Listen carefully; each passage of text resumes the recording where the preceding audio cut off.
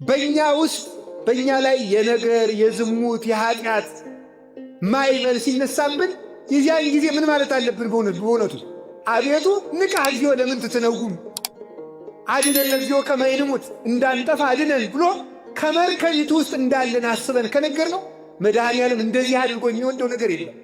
ትናንት የሠራውን ነገር እንደሚያስታውሰን አድርጎ እግዚአብሔር የሚወደው ነገር የለም። አይሁድን እኮ የሚወቅሳቸው እኮ በዚህ ነበር። አባቶቻችሁ ያልገደሉት ነቢይ ወዴት አለ? ለአባቶቻችሁ መና ወርዶላቸው ነበረ። እናንተ የነቢያትን መቃብር የምትሰሩ የተረሰናችሁ መቃብራት፣ ያን ሁሉ ነገር ተመልከቱ። ሙሴንስ ብታምኑት ኑሮ እኔን ባመናችሁ ነበር። አኳነ ዘአስተዋልዴክሙ ኀበ እግዚአብሔር አላ ውእቱ ሙሴ። ተመልከቱ፣ ያስተዋልዴክሙ እናንተ የምታምኑት ሙሴ ስለኔ ይከሳችኋል፣ ስለሱ ነግሬያችኋለሁ ብሎ እግዚአብሔር ሰውን የሚወቅሰው አንዱ በታሪክ ነው። እግዚአብሔር በታሪክ ይወቅሳል። ሰው በታሪክ የሚወቅሰው ምንድን ነው? ራበኝ ብለህ የምትጠረጥረኝ መና ሳወርድ ያደረግኩትን ኃይሌን የተረስተኸው ፈራው የምትለኝ በኃይል ከፍዬ ማሻገሬን የጥለኸው ነው። እሳት ፈርቼ ካድኮ የምትለኝ ለሦስቱ ሕፃናት እሳት ማብረዴን የጥለኸው ነው።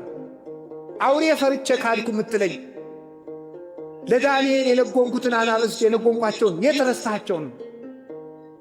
ውሃ ሞላብኝና ፈራው የምትል ለሐዋርያት የገሰጽኩትን በኃይል የጥለኸው ነው። ለእነሱ ያበረርኩትን ነፋስ የጥለኸው ነው። እግዚአብሔር የትናንትናውን አይቶ የሚታመን ለዚህ ነው ቅዱስ ጳውሎስ ኢየሱስ ክርስቶስ ዘትማልም ወክመ ውእቱ እስከ ለዓለም ክርስቶስ ትናንትም ዛሬም ያው ነው ብሎ የተናገረ ከዚህ የተነሳ ነው። ስለዚህ በጸሎታችን መሳተፍ አንዱ መሳተፍ ያለበት ምንድን ነው? ጆሮ መሳተፍ አለ። ጸሎት ጸልይ በቃ ሳላውቀው ከአትብ ገጽ የጀምሬ ደርሼ የእሑድ ውዳሴ ማርያም ደርሼ ያገኘውን ምን ላድርግ ይላል። ሁሉም ሰው እንደዚህ ይህን ጥያቄ ይጠይቃል። ግን መልሱ ምንድን ነው? መስማት ነው። ማወቅ የሚገባን ደግሞ እግዚአብሔር ታላቅ ታምር አድርጎ ጸሎተኛ ሰው እንደማያደርገን ማወቅ ነው። እግዚአብሔር ጸሎተኛ ሰው እንዲያደርጋችሁ ከፈለጋችሁ አትድከሙ፣ አያደርጋችሁ። ለፍቶ ነው። ጸሎተኛ የሚኮነው ተጸልዮ ነው። እስኪ በሉ ሁላችሁ ጸሎተኛ የሚኮነው ምን ተብሎ ነው? እስኪ ስለዚህ ለጸሎተኛነት ምን እናል? እንጸልይ በሉ እንጂ ለጸሎተኛነት ምን እናል? እንጸልይ። ስንጸልይ ምን እንሆናለን? በሉ እንጂ ጸሎተኛ እንሆናለን። ምን ይላሉ አባቶቻችን? የሌላን ሰው ራስ ቅቤ የሚቀባ ሰው የእሱ እጅ ቅቤ መንካቱ ይቀራሉ ይላል። ስለዚህ ጸሎትን ቅቤ ያደርጉት። ምንም እንኳን ጸሎታችን በረከት የማይገባው ቢሆንም እንኳን መንካታችን ግን አይቀርም። በረከት ማግኘታችን አይቀርም። አጋንንት መሸሻቸው አይቀርም። ጸሎታችን እኛ ባይገባል እንኳን ጋኔን ይገባዋል፣ ሰይጣን ይገባዋል። በደንብ አድርጎ ነው የሚገባው። ይሰማል። ይህ ሰውዬ ነው የሚለው እኮ ይህ ሰውዬ ዛሬ አንድ አሁኑ ዝማት የደገመ ነገማ 150 ደዎች ይደግማል። ስለዚህ ሳይርቅ በቅርቡ ሳይደርቅ በርጥቡ ይህን ሰውዬ አሁን ላስቀር ብሎ እኮ ነው የሚያሰናክል። እውነቴን የምነግራችሁ ሰይጣን የሚንቀው ጸሎት የለም፣ እግዚአብሔርም የሚንቀው ጸሎት የለም። ሁሉንም ሰው ይሰማል እግዚአብሔር። እንዲያውም እግዚአብሔር ኃጢአተኞችንም ይሰማል። አላችሁን? እግዚአብሔር ከሁላችን ጋር ይሁን። ስለዚህ ያንን ጸሎት ምን ማድረግ ይጠበቅብናል ሲባል መስማት። የራሳችሁን የምታነቡትን ነገር ማዳመጥ አለባችሁ። ጆሮአችሁን ተቆጣጠሩ። እንዲህ ተብሎ ነው የሚታደግ ማለት ነው። ስለዚህ አፍ ለጆሮ ያቀብላል። ጆሮ ለማን ያቀብላል? በሉ እንጂ ያን ጊዜ ልብ ምን ይሆናል? ይሰበሰባል ነው። የምትጸልዩትን ነገር ስሙት፣ ምን እያለ እንደሆነ። አሁን አቡነ ዘበሰማያትን ጸልየን ስንጨነቅ አይደንቃችሁ? እስቲ አሁን ተመልከቱ።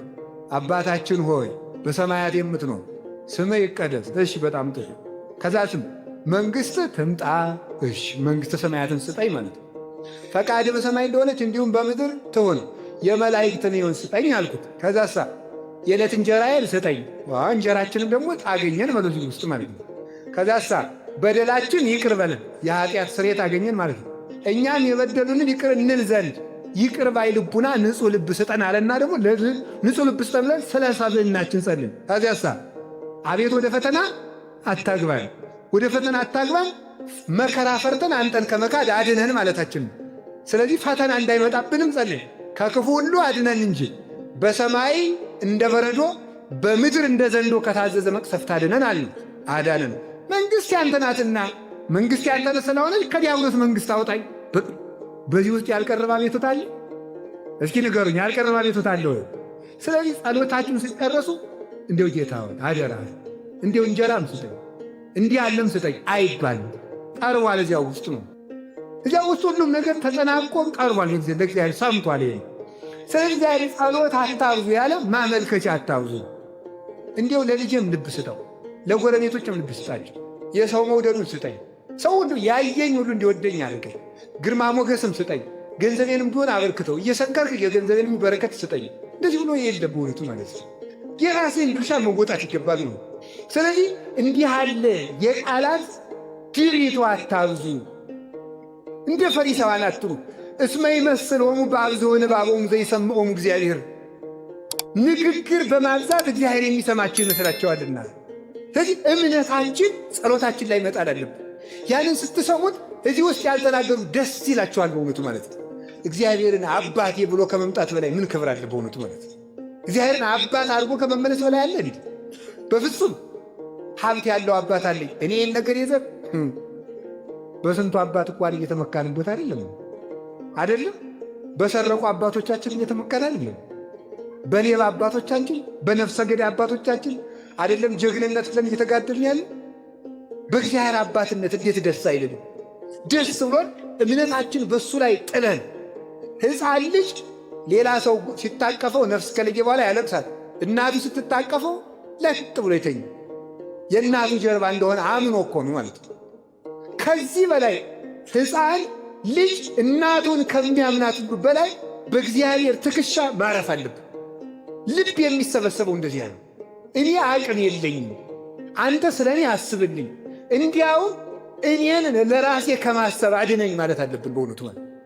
እኔን ለራሴ ከማሰብ እንዲሁም አንድ ቅዱስ የበረሃ አባት ብሎ ጸለየ፣ ጌታዬ ሆይ ይህንን አድርግልኝ ብዬ ከመጸለይ አድነኝ፣ ይህን አድርግልኝ ከማለት እንዲሁ አድነኝ። አንተ ሳልጠይቀው ሁሉን አድርገህልኛል። ፍጠረኝ ብሎ የተፈጠረ የለማ፣ እንዲህ አድርገኝ ብሎ የተፈጠረ የለም። ስለዚህ እግዚአብሔር ሳንጠይቀው እንደፈጠረን ሳንጠይቀው የምንፈልገውን ይሰጠን። እንዴት ብለን እንደምንለምነውም ራሱ አስተምሮን። ስለዚህ መስማት አለብን። አሁን ከምንሰማቸው ልንሰማቸው ከሚገቡ ጸሎቶች አንዱ ይች በጣም ጥቂቷ ጸሎት ማንም ትባል አትብ ገጽ የምትባለው ነው። በሉሽ በሏት በግዕዝ አትብ ገጽ ነው። እሺ በሉ እንጂ አትብ ገጽ ብቻ ነው እንደሚታወቁት ወኩለንታይ በሉሽ። እሺ በትምህርተ መስቀል እሺ በሉ አማትቡበት። አሁን በስመ አብ እሺ ስታማትቡ ዝም ብሎ እንደዚህ አይደረግም። በትክክል ግንባራችሁን መንካት አለባችሁ በመስቀል። አይምሮዬን ከተቆጣጠረ ሰይጣን አድነኝ ማለት በስመ አብ። አሁን ደግሞ ልባችሁን በወልድ በግራ ያለውንም አርቅልኝ እሺ ወመንፈስ ቅዱስ በቀኝ ያለውን ደግሞ አርቅልኝ አሐዱ አምላክ አሜን። እሺ አሐዱ አምላክ አሜን አላል። እሺ በስመ አብ ወወልድ ወመንፈስ ቅዱስ አሐዱ አምላክ በቅድስት በቃ ይችን ቃል ብቻ ነው የምነግራችሁ። ምንድነው ቅድስት ሥላሴ ማለት? ይችን ብቻ ስትጸልዩ እንድትሰሟት ነው። አያችሁ፣ በዚያው ብልጥነት እንዳይሆን እንጂ ቅድስት ሥላሴ የምትል ቃል ባነስ ሳትሉ ስለማትሉ በጸሎት እንድታስቡ ብዬ ነው። ያው ሰው አያችሁ፣ ሰው ለራሱም ጭምር ነው የሚኖረው። ስለዚህ በቅድስት ሥላሴ ብላችሁ ሳትሉ ስለማትሉ፣ ስለዚህ በጸሎት ሳታስቡኝ አትሉም ማለት ነው። ይሄን አምናለሁ እንግዲህ። ስለዚህ በቅድስት ሥላሴ በሉ እስቲ በሉ እንጂ ቅድስት ሥላሴ ማለት ምን ማለት ነው የሚለውን አጭር ነገር ነው። ስለ ቅድስት ሥላሴ ወር ብናምርም ምስጢረ ሥላሴ ብንማር አያል። እኔ መናገር የፈለግኮቷል አንድ ጥቂቷን ነገር ነው የምነግራችሁ። ቅድስት ሥላሴ ማለት ልዩ ሦስትነት ማለት ነው። እስኪ በሉ አቤት። ልዩ ሦስትነት። ልዩ ሦስትነት ማለት ምን ማለት ነው?